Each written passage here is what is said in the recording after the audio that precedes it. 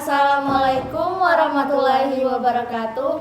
Halo guys, perkenalkan nama saya Ani Gadis Keluaran Madani C201220999 dan teman saya Salwa Amelia Rabila dengan stambu C201222104.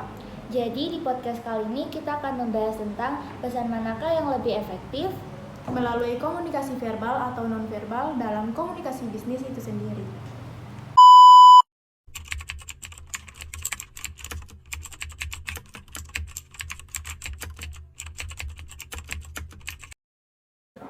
Jadi menurutmu Salwa, bagaimana komunikasi efektif itu?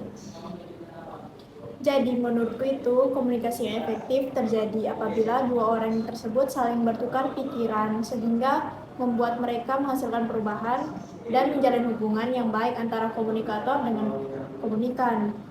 Nah, saya sekarang ingin bertanya kembali kepada Nida. Tujuannya kita berkomunikasi efektif ini apa, Nida?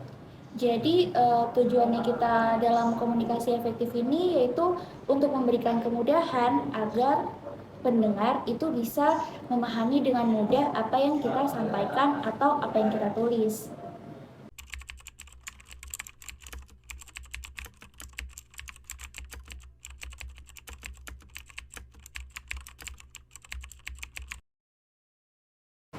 Nah, untuk komunikasi verbal ini itu terbagi menjadi dua. Seperti yang pertama ini kayak komunikasi verbal secara langsung.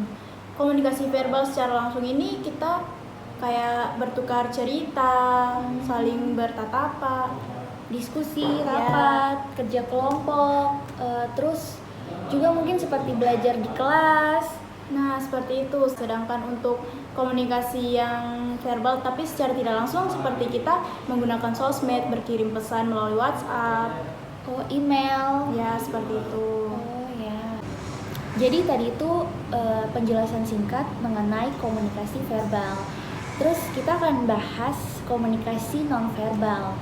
Komunikasi nonverbal itu sendiri dia merupakan skill kita dalam berkomunikasi yang dimana itu dapat dilihat dari body language, penampilan, sentuhan, dan juga ekspresi wajah. Jadi itu akan menjadi skill kita dalam berkomunikasi agar pendengar itu bisa nyaman dengan apa yang kita bicarakan dan juga mereka mengerti maksud apa yang kita sampaikan.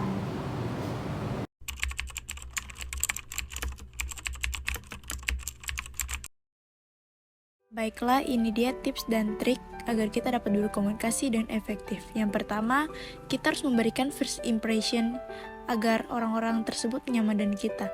Yang kedua, kita membaca karakter. Bagaimana sih kita menentukan sikap dengan pilihan itu agar mereka nyaman dengan apa yang kita lakukan. Nah, yang ketiga ini kita menggunakan bahasa yang dapat dimengerti. Karena kita ini saling berkomunikasi sehingga kita nyaman satu sama lain untuk membahas sesuatu.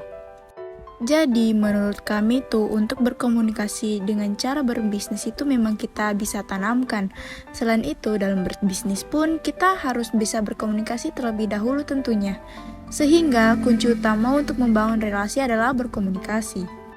Nah, setelah itu kita bisa berkomunikasi dengan keahlian-keahlian atau keadaan yang bisa kita dapatkan.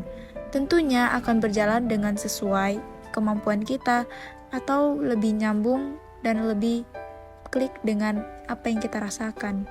Salah satu contoh saat kita berkomunikasi dengan efektif itu saat bersama rekan kerja. Nah, saat kita berkomunikasi kepada rekan kerja membahas sesuatu, kita pasti hanya akan mendapatkan jawaban yang lebih mudah dimengerti. Jadi, menurut kita itu komunikasi memang sangat penting karena dengan adanya komunikasi bisnis, kita bisa membangun relasi, bisa membangun kerjasama, membuat kita menjadi tahu yang awalnya tidak tahu, sehingga membuat kita lebih berkembang dan terus berkembang.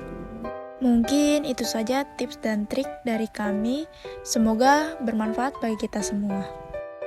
Jadi demikian dari pembahasan kami mengenai komunikasi efektif, pesan verbal dan nonverbal. Apabila ada salah kata mohon dimaafkan. Wabillahi taufiq wal hidayah. Wassalamualaikum warahmatullahi wabarakatuh. Bye.